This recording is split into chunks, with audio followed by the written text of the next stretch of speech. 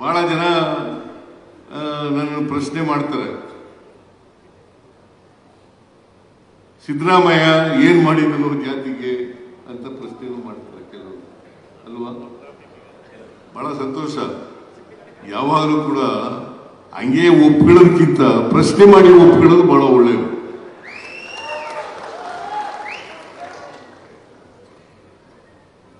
ಈಗ ಮೈಸೂರಿನಲ್ಲಿ ಯಾಂಗಳ್ಳಿ ಅಂತ ಇದೆ ಒಂದು ಊರು, ಅಲ್ಲಿ 12 ಎಕರೆ ಜಮೀನು ಕೊಡಿಸಿದೆ ಹಿಂದೆ.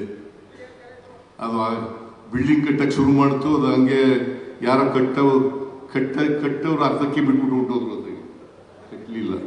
ಅದು ಪೂರ್ಣಗೊಳಿಸ್ತೀವಿ ಅಂತಕ್ಕಂಥ ಮಾತುಗಳನ್ನು ಹೇಳಲಿಕ್ಕೆ ಬಯಸ್ತಾ ಇದ್ದಾರೆ.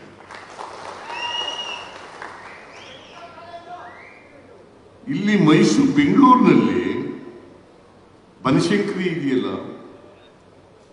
ಅಲ್ಲಿ ಒಂದು ಲಾ ಕಾಲೇಜ್ ಪ್ರಾರಂಭ ಆಗಿದೆ.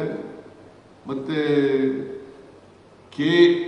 IAS, IPS, IRS, IFS ಮಾಡ್ತಕ್ಕಂಥವ್ರಿಗೆ ಕೋಚಿಂಗ್ ಕೊಡ್ತಕ್ಕಂಥದ್ದು ಕೂಡ ಪ್ರಾರಂಭ ಆಗಿದೆ.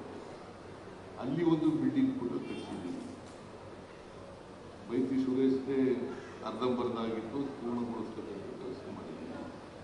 ಆಮೇಲೆ ಕುರುಬರ ಸಂಘ, ಈ ಕುರುಬರ ಸಂಘ ಇದೆಯಲ್ಲ, ಇದು ಬಹಳ ಹಳೆಯ ಬಿಲ್ಡಿಂಗ್ ಆಗ್ಬಿಟ್ಟಿತ್ತು, ಸರಿಯಾಗಿರ್ಲಿ, ಅದು ಶಿಥಿಲ ಆಗ್ತಕ್ಕಂಥ ಪರಿಸ್ಥಿತಿ ಬಂದಿತ್ತು. ಅದನ್ನ ಕುರುಬರ ಸಂಘದವರು, ಪ್ರದೇಶ ಕುರುಬರ ಸಂಘದವರು ಹೊಸ ಬಿಲ್ಡಿಂಗ್ ಮಾಡಬೇಕು ಅಂತ ಹೇಳಿದ್ರು. ಆಮೇಲೆ ಅದಕ್ಕೆ ಸುಮಾರು 34 ಕೋಟಿ ರೂಪಾಯಿಗಳಲ್ಲಿ ಈಗ ಡಿಮಾಲಿಷ್ ಮಾಡಿದ್ದೀವಿ. ಪ್ಲಾನ್ ಸ್ಯಾಂಕ್ಷನ್ ಆದ್ಮೇಲೆ ಹೊಸ ಬಿಲ್ಡಿಂಗ್ ಅನ್ನ ಕಟ್ತಕ್ಕಂಥ ಕೆಲಸವನ್ನ ಮಾಡ್ತೇವೆ. ಬಹಳ ಹಳೇ ಬಿಲ್ಡಿಂಗ್ ಗಾಂಧಿನಗರದಲ್ಲಿ. ಆಮೇಲೆ ಇದ್ರ ಪ್ರಾಪರ್ಟಿ ಇದೆಯಲ್ಲ, ಮಲ್ಯ ಆಸ್ಪತ್ರೆ ಪಕ್ಕದಲ್ಲಿರೋ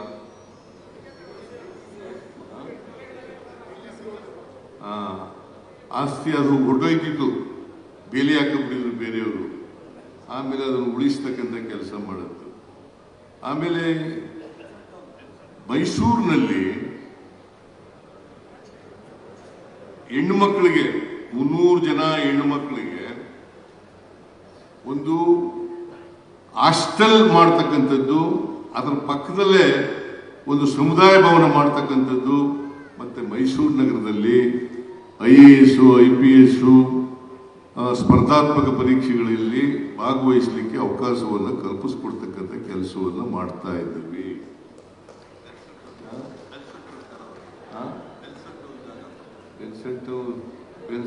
ಬೆನ್ಸೆಂಟ್ ನಾವೆಲ್ಲ ನೀವು ಮಾಡ್ಕೊಳ್ಳಿ ಕುರುಬರ ಸಂಘ.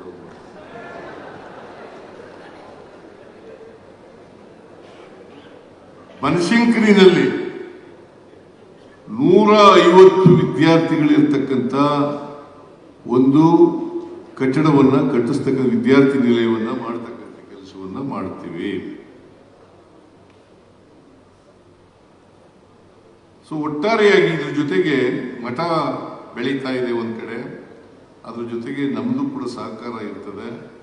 ಈ ಸಹಕಾರ ಜೊತೆಗೆ ಒಟ್ಟಿಗೆ ಹಿಂದುಳಿದ ವರ್ಗಗಳ ಈ ಕಾಗಿನೆಲೆ ಗುರುಪೀಠ ಬೆಳೆಸಲಿಕ್ಕೆ ಎಲ್ಲ ಪ್ರಯತ್ನಗಳನ್ನು ಕೂಡ ಮಾಡ್ತೀವಿ. ಅದರ ಜೊತೆಗೆ ಎಲ್ಲ ಸ್ವಾಮೀಜಿಗಳಿದ್ದಾರೆ.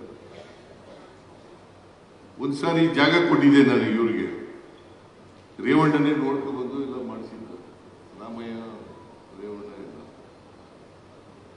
ಅದು ಫಾರೆಸ್ಟ್ ಸೇರೋದು ಅಂತೇಳಿ ಫಾರೆಸ್ಟ್ ಕೋರ್ಟ್ಗೆ ಹಾಕ್ಬಿಟ್ರು. ಆ ಕೋರ್ಟ್ನಲ್ಲಿ ಇತ್ಯರ್ಥ ಆಗಿಲ್ಲ, ಈಗಲೂ ಕೂಡ ಕೋರ್ಟ್ನಲ್ಲಿ ಪೆಂಡಿಂಗ್ ಇಲ್ಲ.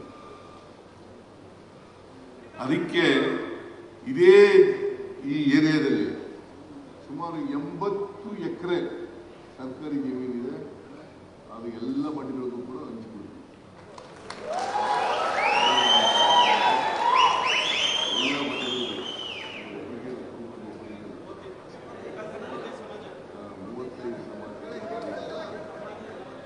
ಹಂಚ್ತಕ್ಕಂಥ ಕೆಲಸ ಮಾಡ್ತೀವಿ. ಆಮೇಲೆ ಈ ಹಿಂದುಳಿದ ವರ್ಗಗಳ ಒಕ್ಕೂಟದ ಸ್ವಾಮೀಜಿಗಳೆಲ್ಲ ಬಂದಿದ್ರು. ಒಂದು ನಮಗೆಲ್ಲ ಸ್ವಲ್ಪ ಅನುದಾನ ಕೊಡಬೇಕು ಅಂತ ಹೇಳಿದ್ರು. ಅನುದಾನನೂ ಕೂಡ ಕೊಡುತ್ತೇನೆ ಅಂತಕ್ಕಂಥ ಮಾತುಗಳನ್ನ ಹೇಳಲಿಕ್ಕೆ ಕ್ಯಾಬಿನೆಟ್ ಮುಂದೆ ಬರಬೇಕಾಗ್ತದೆ. ಕ್ಯಾಬಿನೆಟ್ ಅಲ್ಲಿ ಅದನ್ನ ಮಾಡ್ತಕ್ಕಂಥ ಕೆಲಸವನ್ನು ಕೂಡ ಮಾಡ್ತೇವೆ. ಕೂತ್ಕಳೆಯ, ನೀ ಏನು ಮಾಡದೆ ಹೋದ್ರೆ ಸುಮ್ಮನೆ ಬುರುಡೆ ಹೊಡಿತೆ. ಕೂತ್ಕೋ ಕೆಳಗೆ. ನೀ ಏನ್ ಮಾಡಿದಿ ಅಂತ ಮೊದ್ಲು ಹೇಳು.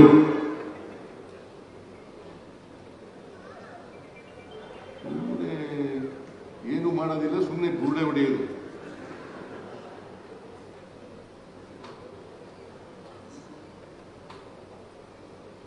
ಅದರಿಂದ ನಾನು ಅಧಿಕಾರದಲ್ಲಿರೋವರಿಗೆ, ಮುಖ್ಯಮಂತ್ರಿ ಆಗಿರೋವರಿಗೆ ಈ ಹಿಂದುಳಿದ ವರ್ಗಗಳ ಮತ್ತು ಎಲ್ಲ ಬಡವರ ಮಠಗಳಿಗೆ ಸಹಾಯ ಮಾಡತಕ್ಕಂಥ ಕೆಲಸವನ್ನ ಮಾಡ್ತೇನೆ ಅಂತಕ್ಕಂಥ ಮಾತುಗಳನ್ನು ಕೂಡ ಹೇಳಲಿಕ್ಕೆ ಬಯಸ್ತೇನೆ. ಯಾಕಂದ್ರೆ ನಾವು ಬರೀ ಒಂದು ಜಾತಿ ದೃಷ್ಟಿಕೋನದಿಂದ ನೋಡೋಕ್ಕಾಗಲ್ಲ.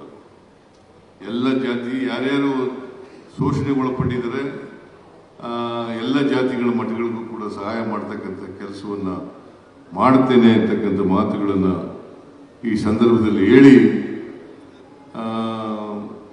ನಾನು ಹೆಚ್ಚು ಮಾತಾಡಕ್ಕೆ ಹೋಗಲ್ಲ. ನನಗೆ 4 ಗಂಟೆಗೆ ಬೇರೆ ಇನ್ನೊಂದು ಕಾರ್ಯಕ್ರಮ ಇದೆ. ಆ ಕಾರಣದಿಂದ ನನ್ನ ಭಾಷಣವನ್ನು ಮೊಟಕುಗೊಳಿಸ್ತೀನಿ. ಬೇಕಾದಷ್ಟು ಮಾತಾಡೋದಿದೆ, ಆದರೆ ಮಾತಾಡಕ್ಕೆ ಹೋಗಲ್ಲ. ನೀವೆಲ್ಲ ಬಂದಿದ್ದೀರಿ. ಇವ್ರಿಗೆಲ್ಲ ಊಟ ಏರ್ಪಾಡು ಮಾಡಿದ್ದೀರಿ ಸ್ವಾಮಿ.